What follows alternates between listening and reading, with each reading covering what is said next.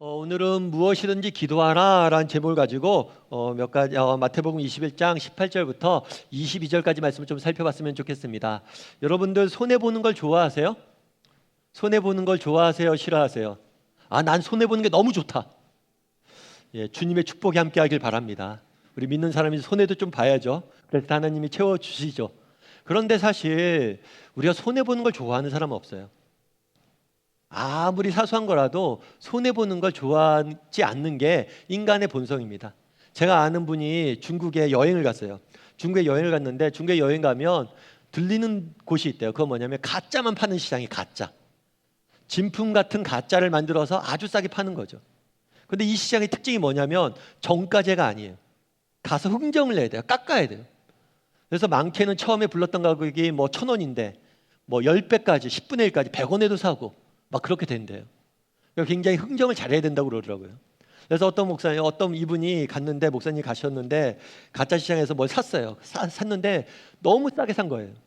그래서 너무 신났죠. 물론 가짜기 때문에 언제 망가질지 모릅니다. 그걸 감안하고 사야 되겠죠. 너무 이렇게 싸게 사서 너무 기분 좋아서 왔는데 자기랑 같이 갔던 여행객이 있는데 자기랑 비슷한 물건을 훨씬 싸게 샀대요. 그걸 보고 어땠을까요? 너무 기쁨이 사라졌대요. 처음에 너무 싸게 사서 너무 기뻤는데 순간 딴 사람이 나보다 좀 더 싸게 샀다는 걸 아는 순간 왠지 모르게 뭐예요? 손해본 것 같아서 기쁨이 사라졌다고 그러더라고요. 사실 그렇죠. 우리가 정말 비교해서 조금이라도 우리는 손해보는 게 싫은 것이 우리 인간의 본성입니다. 그런데 재밌는 건 뭐냐면 우리가 이렇게 손해보길 싫어하잖아요. 이렇게 손해보길 싫어하는데 정말 이 땅을 살면서 너무나 많이 손해보는 게 있어요. 그게 뭘까요? 정말 손해보기 싫은데 너무 많이 손해를 보는 거예요. 그게 뭘까요? 그게 뭐냐면 기도예요. 기도. 오늘 본문에 이렇게 됐잖아요. 너희가 무엇이든지 기도하고 구하고 믿으면 받으리라. 이 말씀이 사실이라면 무엇이든지 구하면 받을 수 있어요. 그런데 기도를 안 하면 뭐예요? 기도를 안 해서 못 받는 거죠. 그러니까 우리가 제일 많이 손해보는 건 뭐예요? 기도를 안 하기 때문에 받지 못하는 것. 그것이 너무 많다는 거예요. 정말 손해보기 싫어하는데 정말 큰 손해를 우리가 인생을 보며 살아가는데 그건 바로 기도라는 거죠. 그래서 여러분, 저는 오늘 여러분과 함께 기도에 대해서 좀 살펴보길 원해요. 기도란 무엇인지, 특별히 오늘 본문에 보면 무엇이든지 기도하라고 그랬거든요. 도대체 무엇이든지 기도라는 말은 무엇인지 우리가 좀 살펴보고 좀 기도의 사람이 되었으면 좋겠어요. 기도할 수 있는 사람이 되었으면 좋겠어요. 먼저 우리 22절 말씀을 같이 한번 읽어볼까요? 같이 읽도록 하겠습니다. 너희가 기도할 때 무엇이든지 믿고 구하는 것은 다 받으리라 하시니라. 뭐라고 표현하냐면 너희가 기도할 때 무엇이든지 믿고 기도하면 뭐예요? 다 받게 될 것이다 라고 이야기를 해요. 그런데 이 말은 오해하기가 쉬워요. 무엇이든지 기도하라고 그랬으니까 그럼 아무거나 기도해도 되나? 이런 생각을 하게 돼요. 그런데 그건 아니에요. 제가 예전에 한 번은 어떤 형제 내외를 만났습니다. 형제 내외 만나서 또 어떻게 사세요? 묻기도 하고 교제도 나누고 쭉 시간을 보냈어요. 보낸 다음에 이제 헤어질 때가 돼서 제가 그래도 목회자니까 기도해 주겠다고 기도해 줘야 되잖아요. 기도해 주려고 그러는데 애가 있었거든요. 5살, 6살 난 애가 같이 있었어요. 얘야, 목사님이 너 무엇을 위해서 널 위해서 뭘 위해서 기도해 줄까? 라고 했더니 걔가 뭐라고 그러는지 아세요? 이렇게 얘기한 거예요. 스파이더맨이요. 그래서 스파이더맨? 뭐냐면 얘가 요즘 만화를 보면서 스파이더맨에 빠진 거예요. 그래서 하나님 앞에 기도한 거죠. 하나님, 저 스파이더맨 되고 싶어요. 근데 응답이 안 된다는 거예요. 그래서 자기 스파이더맨 되게 해달라고 목사님 기도해 주세요 그러는 거예요. 제 인생에 가장 어려운 기도 부탁을 받았습니다. 이걸 어떻게 위기를 모면할까 이 생각을 하다가 그래도 어떻게 해요? 스파이더맨은 돼야겠다 그러니까 그냥 기도할 때 스파이더맨처럼 좀 강하고 또 용감하고 지혜로운 사람이 되게 해달라고 기대했던 기억이 나요. 사실 그렇잖아요. 무엇이든지 기도해라 라고 이야기한다고 스파이더맨 되게 해달라고 이렇게 기도할 수 없잖아요. 아무거나 기도할 수 없잖아요. 그럼 그런 생각이 들죠. 목사님, 그럼 그게 뭐예요? 목사님, 예수님께서 무엇이든지 기도하라고 이야기해놓고 결국은 아무거나 기도하면 안 된다는 건 결국 이 말 거짓말 아니에요? 그렇죠. 이거 거짓말처럼 보일 수 있는 거예요. 무엇이든지 기도하라고 하면서 응답도 안 해줄 거면서. 그런데 그렇다면 왜 예수님께서는 이런 말씀을 하셨냐는 거예요. 우리 이렇게 말씀하신 이유가 있어요. 우리 로마서 로마서 8장 26절 말씀 같이 한번 읽어볼까요? 같이 읽도록 하겠습니다. 이와 같이 성령도 우리의 연약함을 도우시나니 우리는 마땅히 기도할 바를 알지 못하나. 성령은 하나님의 영이세요. 그리고 성령님은 어떤 분이시라고 성경이 소개하냐면 돕는 분, 우리를 도와주시는 분이라고 이야기를 해요. 그래서 성령님은 우리를 지금도 계속해서 도와주고 계십니다. 그런데 특별히 오늘 본문에 뭐라고 되어 있냐면 성령이 우리의 연약함을 돕는다고 그래요. 너희가 연약하다는 거죠. 우리가 약하다는 거예요. 그 약함을 도우신다는 거예요. 그럼 어떤 면에서 우리가 약하냐는 거죠. 뭐라고 뒤에 표현되냐면 우리는 마땅히 기도할 바를 알지 못하나. 다르게 말하면 뭐냐면 성령님이 우리를 도우시는데 뭘 돕냐면 우리가 기도할 바를 모른다는 거예요. 기도할 줄 모른다는 거예요. 무엇을 구할지 모른다는 거예요. 그래서 우리를 돕는다는 거예요. 여러분 그런데 재밌지 않아요? 우리는 기도할 바를 모른다. 다르게 말하면 우리는 무엇을 기도해야 될지 모른다. 아니, 목사님 그런 게 어디 있어요? 기도는 그냥 하면 되잖아요. 나 뭐 기도해야 되는지 아는데 오늘 아침에 기도했는데 물론 이렇게 생각할 수 있어요. 그런데 우리가 정직히 돌아보면 우리 인간은 내가 무엇을 기도해야 될지조차도 모르는 사람이에요. 제가 예전에 어떤 책을 읽었어요. 이 책을 읽었는데 어느 집사님이 계셨어요. 이 집사님이 계셨는데 아버님이 아프셨어요. 아버님이 아프셨고 너무 병세가 심각해졌어요. 그래서 의사 선생님도 그렇게 얘기한 거죠. 마지막을 좀 준비해야 될 것 같다고. 아무래도 돌아가실 것 같다고. 그때 하나님 앞에 기도했대요. 하나님 살려주세요. 우리 아버지 살려주세요. 제발 좀 살려주세요. 그런데 그렇게 기도했는데 아버님이 돌아가시 직전에 기적처럼 살아나셨어요. 회복이 되신 거죠. 할렐루야. 그런데 나중에 그분이 그런 얘기를 하더라고요. 그런데 자기가 그날 아버지를 살려달라고 기도했는데 그 후 10년 동안 이 기도를 후회하면서 살았다고. 자기의 기도와 기도에 응답된 것을 후회하면서 살았다고. 왜냐하면 아버님이 살아나시긴 하셨는데 병이 완전히 나은 게 아니에요. 10년 동안 투병 생활을 하는데 너무 고통스러운 거예요. 아버님이 너무 고통스러운 모습을 보다 보니까 차라리 그때 아버님이 떠나가시는 게 아버님을 위해서 더 좋았던 일이 아닐까? 이런 생각이 드는 거예요. 여러분 그렇지 않습니까? 여러분 병에 걸립니다. 이 병이 낫는 게 좋아요? 안 낫는 게 좋아요? 우리가 알 수 있어요? 여러분 우리 학교를 갑니다. 이 학교를 진학해서 갔어요. 이 학교를 가는 게 좋아요? 그렇지 않는 게 좋아요? 정말 알 수 있어요? 여러분 직장은 어떻습니까? 배우자는 어때요? 우리가 만납니다. 교제를 나눕니다. 정말 이 형제, 이 자매와 우리가 결혼하는 게 좋아요? 안 좋아요? 알 수가 있어요? 알 수가 없어요, 우리. 특별히 오늘날 우리 사회는 선택지가 너무 많아졌어요. 뿐만 아니라 우리 사회는 급변합니다. 급변해서 불확실성이 너무 커졌어요. 지금 당장은 좋은 것 같지만 잠깐 지나면 안 좋게 되는 거예요. AI가 발달하면서 10년 뒤에 없어질 직업군도 생겨요. 오늘은 너무나 좋은 직업인데 10년 뒤엔 쓸모없는 직업이 되는 거예요. 세상이 어떻게 변할지 어떻게 알아요? 내가 오늘 정말 나를 위해서 기도하고 정말 이것이 내게 좋겠다라고 기도하지만 결국엔 우리가 독을 구하는 걸지 어떻게 알아요? 우리의 연약함을 도우신다는 게 뭐냐면 너희는 기도할 바조차도 알지 못한다는 거예요. 맞죠? 우리는 무엇이 우리에게 좋은지 모른다는 거예요. 뿐만 아니죠. 정말 우리 자녀가 이제 고3입니다. 그럼 기도하죠. 우리 자녀 좋은 대학에 갔으면 좋겠습니다. 저는 우리 자녀들이 좋은 대학교 갔으면 좋겠어요. 그리고 우리 자녀들이 좋은 직장에 취직했으면 좋겠어요. 왜냐하면 우리가 그리스도인들이 사회적 영향력을 가져야 돼요. 정말 세상에서 힘이 좀 있어야 돼요. 그래야지 선한 영향력을 미치잖아요. 그런데 우리 자녀들이 좋은 대학을 갔으면 좋겠고 그것을 위해서 기도하는데 이게 정말 하나님 나라를 위한 것인가? 내 인간적인 욕심 때문 아닌가? 정말 이것을 위해서 기도하는데 정말 내가 욕심 때문에 구하는 거 아니야? 그걸 명확히 구분할 수가 없어요. 목사이지만 저도 구분할 수가 없어요. 우리 자녀를 위해서, 저 자신을 위해서, 가정을 위해서 기도하는데 이게 욕심 때문인지 인간적인 욕심 때문인지 정말 하나님 나라를 위해서인지 모르겠어요. 그렇다면 만약에 하나님께서 무엇이든지 기도하라고 이야기하지 않고 옳은 것, 바른 것, 정말 타당한 것들만 기도하라, 옳은 기도만 드리라 라고 이야기한다면 우리는 드릴 수 있는 기도 제목이 아무것도 없어요. 다르게 말하면 이 무엇이든지 기도하라는 것은 기도의 전제예요. 우리가 기도할 수 있는 이유가 뭐냐? 무엇이든지 기도하라는 이 명령이 없다면 우리는 기도할 수 없어요. 왜요? 우리는 무엇이 옳은지, 무엇이 좋은지, 무엇이 선한지, 내게 삶에 뭐가 선한지 조차도 모르는 사람이기 때문이에요. 뿐만 아니라 이 무엇이든지 기도하라 이것은 하나님과 우리의 관계를 나타내주는 굉장히 중요한 표현이에요. 예를 들어서 기도를 하잖아요. 우리가 기도는 기본적으로 대화예요. 여러분 대화, 하나님과 우리가 대화하는 거잖아요. 대화에서 가장 중요한 게 뭘까요? 여러분 대화할 때, 누구와 대화할 때 가장 중요한 게 뭐예요? 목사님, 대화는 역시 분위기죠. 멋있는 커피숍에서 커피향 맡으면서 대화해야지 대화가 좀 됩니다. 목사님, 대화는 내용이에요. 내용. 아무리 허름한 데라서 우리가 모여도 진지한 이야기를 하면 그 대화는 알찬 거 아니겠어요? 그런데 대화의 가장 중요한 요소는 뭐냐면 분위기도 아니고 내용도 아니에요. 대화의 가장 중요한 요소는 대상이에요. 대상이 누구냐예요.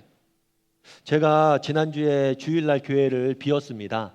사실 제가 개척을 하고 나서 주일날 교회를 비운 적이 두 번째였던 것 같아요. 첫 번째는 작년에 제가 코로나 걸려서 주일날 교회 못 나왔고요. 지난주에 제가 분당 우리 교회 가서 주일 예배 설교 사역을 좀 하느라고 저희 교회 못 나왔습니다.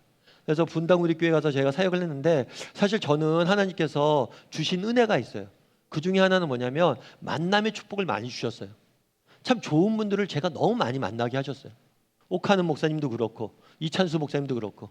그래서 이찬수 목사님 지금도 가끔 만나서 자주 만나서 교제 나누고 그래요. 너무 편하게 해주시고 잘 대해주시죠. 후배인데도 불구하고. 그러면서 종종 그런 얘기합니다. 양 목사 뭐 필요한 거 있으면 언제든지 편하게 얘기해. 내가 도울 수 있으면 도울게. 그런데 목사님이 그렇게 편하게 대하고 그렇게 이야기한다고 제가 목사님한테 아무거나 부탁하나요? 아무거나 부탁 못해요. 친하고 편하고 존경하지만 아무거나 부탁 못해요. 그런데 우리가 아무거나 막 부탁할 수 있는 사람이 있죠. 누구예요? 부모예요. 부모. 아빠. 우리 애들 보면 저한테 아무거나 막 부탁합니다. 필요한 게 있으면 아빠 이거 사줘, 이거 사줘, 이거 사줘, 이거 사줘. 아빠 형편 교류도 안 하고 자기가 원하면 그냥 해요. 때로는 아빠한테 혼나기도 하지만 뭐 그런 게 왜 필요해? 막 혼나기도 하지만 근데 애들이 막 아무거나 무엇이든지 막 구하죠. 아빠한테는. 그러면 때로는 화도 내요. 애들이. 아빠 이거 해줘. 안 돼. 그럼 나중에 그러죠. 아빠는 그런 것도 안 하고 아빠 맞아? 막 하면 막 화를 내요. 그럼 가끔 제가 그 생각을 해요. 이게 이상한 게 얘들이 내 집에 살고 내가 돈 벌어서 내가 얘들 밥 먹이고 그러는데 내가 얘들이 뭐 안 해줬다고 나한테 이렇게 화내도 되는 건가 지금? 주객이 전도된 거 아니야? 그러면서도 아이들이 뭐 해달라고 했을 때 안 해주면 내 마음에 뭐가 있어요? 미안한 마음이 있어요. 애들이 나한테 아무것도 안 해줬는데 내가 못 해줘서 미안한 마음이 있어요. 왜 미안한 마음이 있어요? 내가 아빠라서 그래요. 아빠. 무엇이든지 기도하라 라는 표현은 뭐냐면 내가 누구인지를 기억하라는 거예요. 정말 우리가 무엇이든지 아무거나 구할 수 있는 사람이 누가 있어요? 아버지 한 분밖에 없어요. 내가 너희의 하늘에 계신 너희의 아버지라는 거예요. 아들이 정말 아버지에게 아무거나 그냥 구하듯이 너희도 기도하라는 거예요. 나한테. 정말 그럼 여러분 우리는 어떻습니까? 여러분 정말 이렇게 하나님 앞에 기도하고 있어요? 정말 하나님 우리 아버지 되시고 정말 하나님이 무엇이든지 하나님 기도할 수 있으니까 아무거나 정말 우리 속마음에 있는 것들 하나하나 털어놓고 구하고 그렇게 살아가냐는 거예요. 여러분 바라기는 우리 다음의 식구들이 무엇이든지 기도할 수 있는 사람이 되었으면 좋겠어요. 하나님은 우리의 아버지 되세요. 아버지 되시기 때문에 우리에겐 특권이 있어요. 어떤 특권이 있어요? 무엇이든지 구할 수 있는 특권이 있어요. 그분의 아들이기 때문에. 그래서 날마다 하나님 앞에 가서 무엇이든지 구할 수 있었으면 좋겠어요. 자녀된 자의 특권을 누렸으면 좋겠어요. 우리 다음의 식구들이 저나 여러분이나 날마다 하나님 앞에 나아가서 정말 아버지 되신 하나님 앞에 나가서 무엇이든지 기도할 줄 아는 저와 여러분이 되기를 주님으로 소원합니다. 그런데 이 무엇이든지 기도하라는 제목에는 이 무엇이든지는 아버지 되신 하나님을 기억하고 하나님이 우리의 아버지 되심을 기억하고 기도하라는 의미와 더불어 모든 일에 기도하라라는 의미가 담겨 있어요. 무엇이든지 모든 것에 기도하라는 거예요. 여러분 빌립보서 4장 6절 말씀을 우리 같이 한번 읽어볼까요? 같이 읽도록 하겠습니다.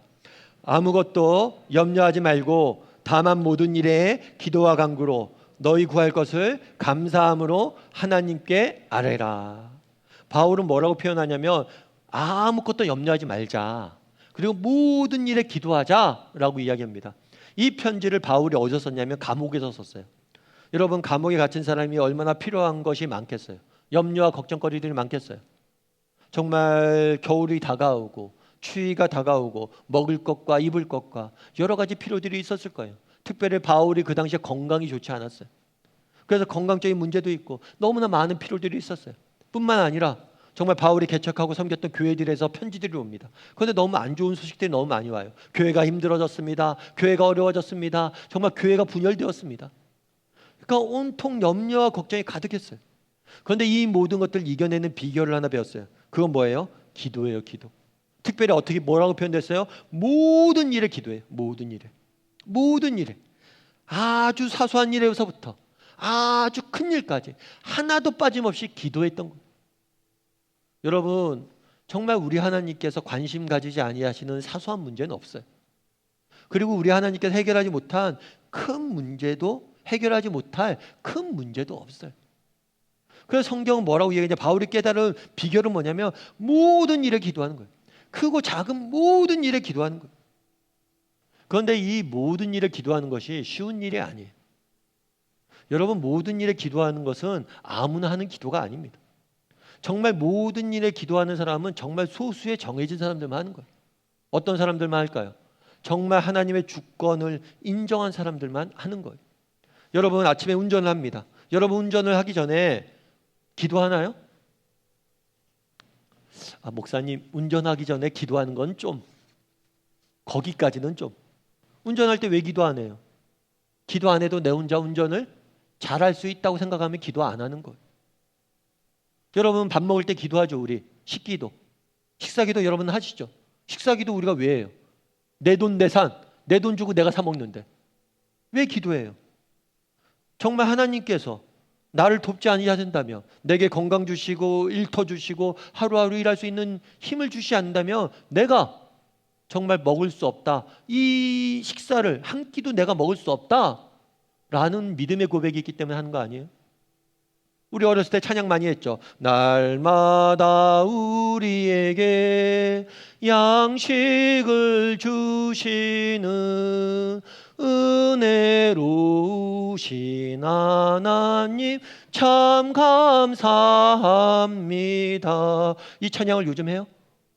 우리 어렸을 때 그냥 밥 먹을 때마다 날마다 우리에게 양식을 주시는 감사합니다 하는데 지금은 안 해요. 왜 안 해요? 내 돈 내산이니까. 여러분, 모든 일에 기도하는 사람 누가 기도합니까? 정말 이 모든 일, 이 사소한 일조차도 하나님 도우심이 없으면 못합니다라고 고백하는 사람이 하는 거예요. 또 모든 일에 기도하는 사람, 어떤 사람이 기도합니까? 정말 내 인생에 큰 일이 닥쳤습니다. 엄청난 일이 닥쳤습니다. 하지만 우리 하나님이라면 그분을, 그 문제를 해결할 수 있다라고 믿는 사람들이 하는 거예요. 그래서 정말 우리가 뭘 해야 됩니까? 모든 일에 기도할 수 있어야 돼요. 요즘 여러분 감사의 20일을 노트 적고 있죠. 감사의 20일을 노트 적으면서 뭘 느꼈어요?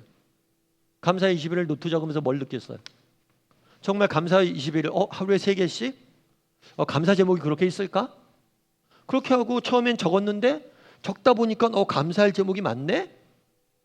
진짜 감사할 게 많구나 라고 이런 거 느꼈죠. 이런 거 느껴야 정상이에요.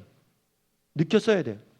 뭐냐면 여러분들이 사소한 일부터 시작해서 모든 일에 내가 감사하겠다고 결단하니까 뭐예요?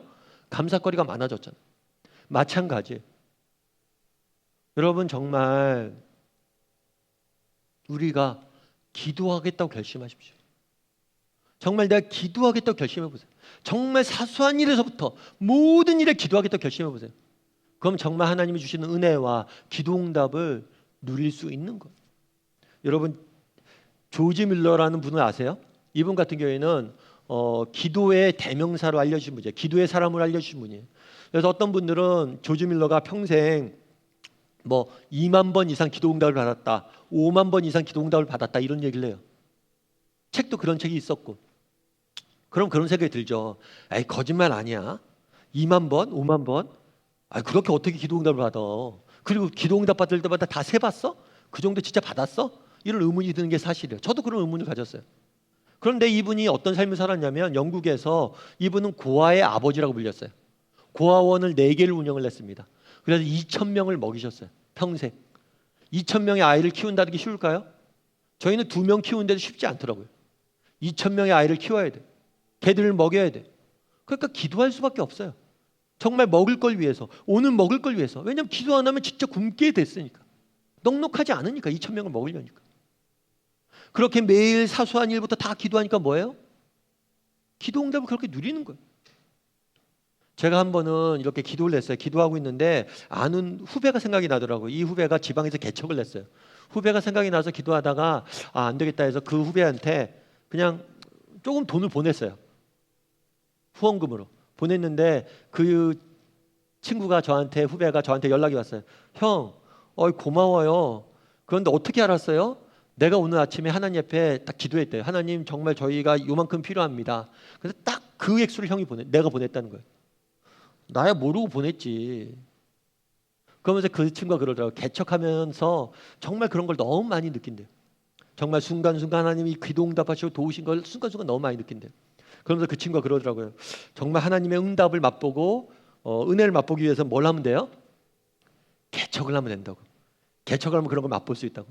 그런데 개척을 한다고 그걸 맛보는 게 아니에요. 모든 일에 기도하니까 맛보는 거예요. 정말 여러분들 왜 난 살면서 기도 응답을 맛본 적이 없다. 정말 내가 살면서 정말 하나님이 내 삶을 도우시는지 모르겠다. 여러분 왜 못 맛보냐? 모든 일에 기도 안 해서 그래요. 여러분 모든 일에 기도해 보십시오. 정말 작은 일에서부터 큰 일까지 내가 결단해 보세요. 내가 무조건 기도하겠다. 그럼 하나님께서 우리 삶 가운데 일하시는 거예요.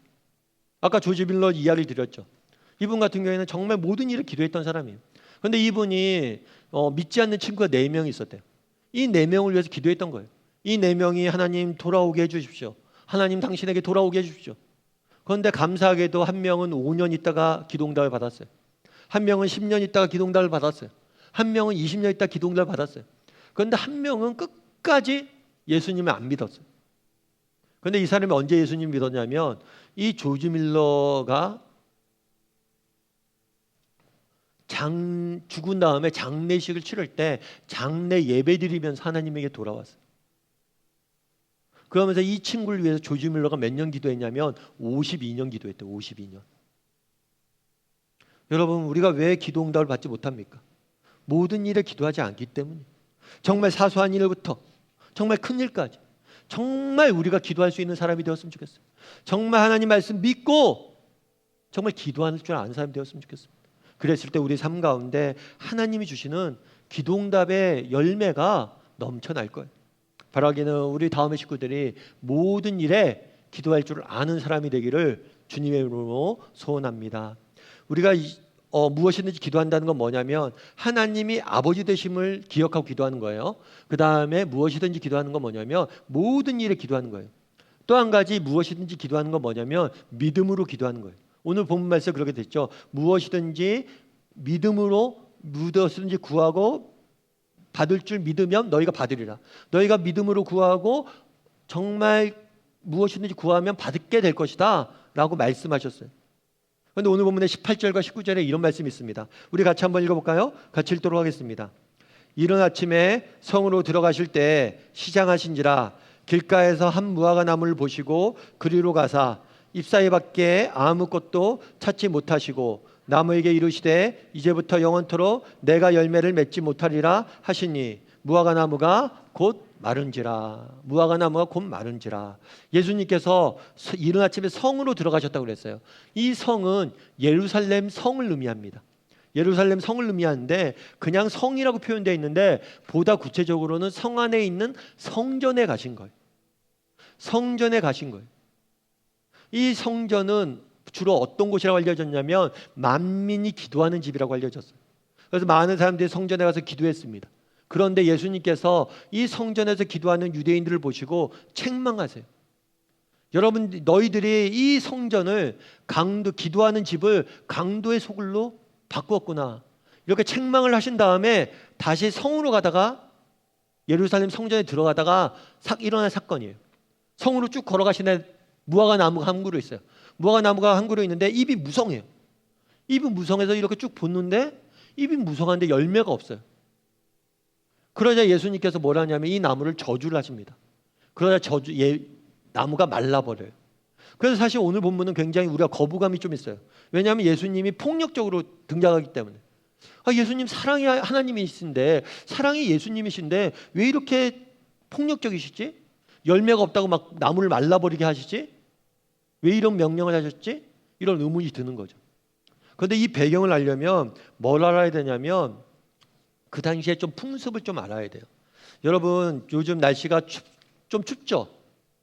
2월 중순에 조금 따뜻해져서 야 이제 봄이 올려나 보다 했더니만 요 며칠 또 춥더라고요. 그래서 아 겨울이 쉽게 지나가지 않는구나 이런 생각이 들었어요. 그럼에도 불구하고 아 이제 곧 봄이 오겠다라고 제가 느껴진 게 있었어요. 뭐냐면 주변에 나무를 보는데 나무에 이렇게 봉오리가 있더라고. 봉오리가. 아 봉오리가 생기면서 아 봉오리가 있으니까 뭐예요? 아 곧 있으면 봄이 오고 꽃도 피겠구나 이런 생각이 들더라고요. 여러분 꽃이 피기 전에 뭐가 반드시 맺혀야 돼요? 봉오리가 맺혀야 돼요. 맞죠? 지금 제가 어려운 걸 묻는 거예요? 쉬운 걸 묻는 거예요? 이게 쉬운 거예요. 꽃이 피려면 봉오리가 있어야 돼요. 그런데 무화과 나무를 봤는데 아무런 게 없어요. 열매가 맺어지려면 조그만 열매 봉오리들이 나와야 되는데 아무런 봉오리들이 없어요. 그리고 그 당시에는 무화과 나무에 있는 이런 봉오리들은 그냥 상품 가치는 없지만 이렇게 지나가는 사람이 띄어서 먹게 돼 있어요. 원래 풍습 자체가. 그런데 그런 봉우리 자체가 없는 거예요. 결국에 이 나무는 이상하게 나무는 열매는 있는데 모양은 나무 모양을 하고 있는데 열매를 맺지 못하는 나무였던 거예요. 이 나무가 무엇을 보여주는 거냐면 그 당시에 이스라엘 사람들을 보여주는 거예요. 구약 성경에서 무화과 나무 하면은 이스라엘 민족을 대변하는 하나의 상징으로 사용됐어요. 너희가 이 모양과 똑같다는 거예요.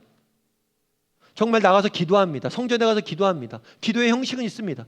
그런데 기도의 내용이 없다는 거예요. 기도하는 모습은 있습니다.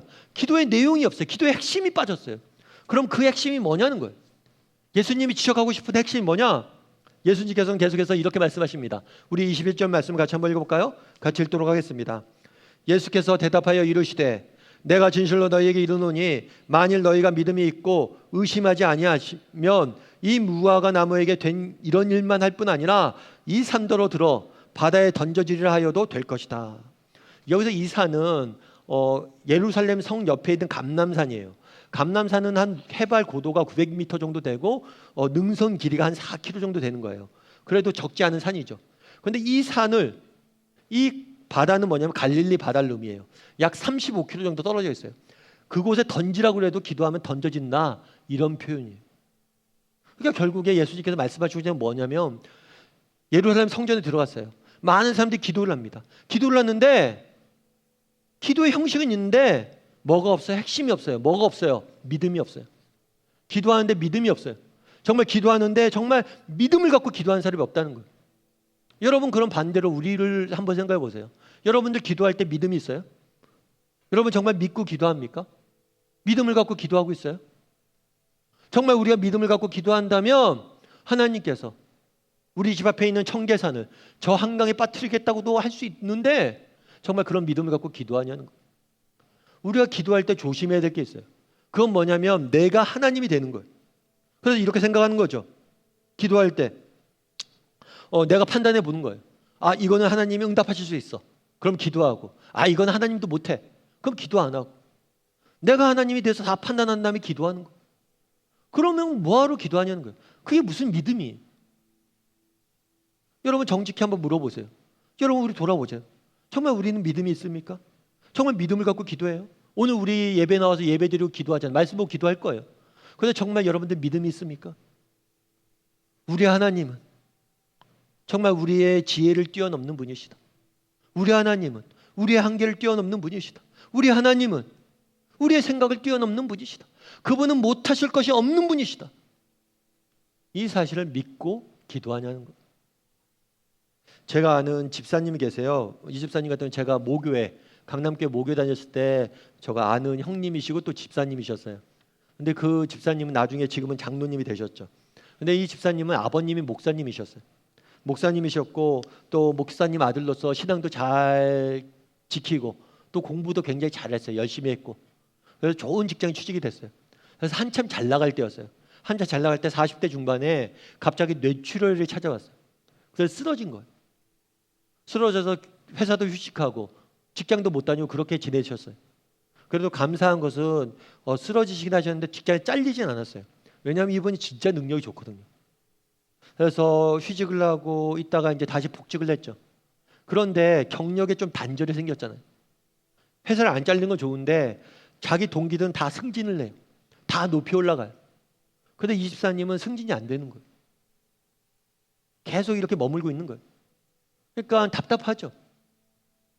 그러면서 하나님 앞에 원망도 되게 많이 했대요. 이 집사님의 아버님 목사님이라고 했는데 이 목사님 원래는 이북분이세요. 이북분인데 종교의 자유를 찾아서 신앙의 자유를 찾아서 월남을 한 거예요. 월남을 해서 목사가 돼서 정말 교회를 정말 피난민들 교회를 열심히 세웠던 분이에요. 그리고 그렇게 아버님 고생하시고 자기도 그렇게 열심히 신앙생활을 했는데 왜 하나님께서 내게 이런 어려움들을 허락하셨냐는 거예요. 이해할 수 없다는 거죠. 그런데 그 당시에 이분이 계속 그런 생각을 갖고 있었는데 그렇다고 회사를 그만둘 수도 없고 직장을 다녔대요. 다녔는데 그 당시에 어떤 일이 있었냐면 IMF가 터졌어요. IMF가 터지면서 기업이 어려워지면서 구조조정을 하기 시작합니다. 구조조정을 할 때 특별히 명예퇴직을 해요. 임금을 많이 받는 직급부터 한 명씩 명예퇴직을 시킵니다. 그런데 재밌는 거는 그런 과정 속에서 구조조정을 하면서 자기 동기들은 다 퇴사를 했대요. 왜냐하면 다 승진을 했으니까, 직급이 높으니까. 근데 자기는 구조조정 대상이 아니었다고 그래요. 그래서 나중에 그런 이야기를 하더라고요, 저한테. 자기를 이곳에 하나님께서 남겨놓으신 분명 이유가 있을 거라고 저는 믿는다고. 그래서 직장 내에서 자기가 남아서 IMF 이후에 뭘 해야 될지 고민하고 있다고. 그런 이야기를 하더라고요. 여러분, 우리 알 수 없어요. 우리 하나님이 얼마나 지혜롭고 우리 하나님이 얼마나 풍요로우신 분인지 우리가 어떻게 합니까? 눈앞에 보이는 걸로 우리 다 판단할 수 없잖아요. 우리보다 우리를 더 사랑하시고 우리보다 우리를 더 지혜로우시고 우리보다 나를 더 잘 아시는 하나님께서 지금도 우리를 위해서 싸우고 계시다는 거예요. 이 사실을 여러분 믿고 기도합니까? 정말 이것들을 확신하고 기도하냐는 거예요. 너희가 무화과 나무 같진 않냐? 묻는 거예요. 바라기는 우리 다음의 식구들이 정말 믿음을 갖고 기도하는 사람이 되었으면 좋겠습니다. 정말 무엇이든지 정말 아버지 되신 하나님께 모든 일을 정말 믿음을 갖고 기도할 줄 아는 저와 여러분이 되기를 주님의 이름으로 소원합니다.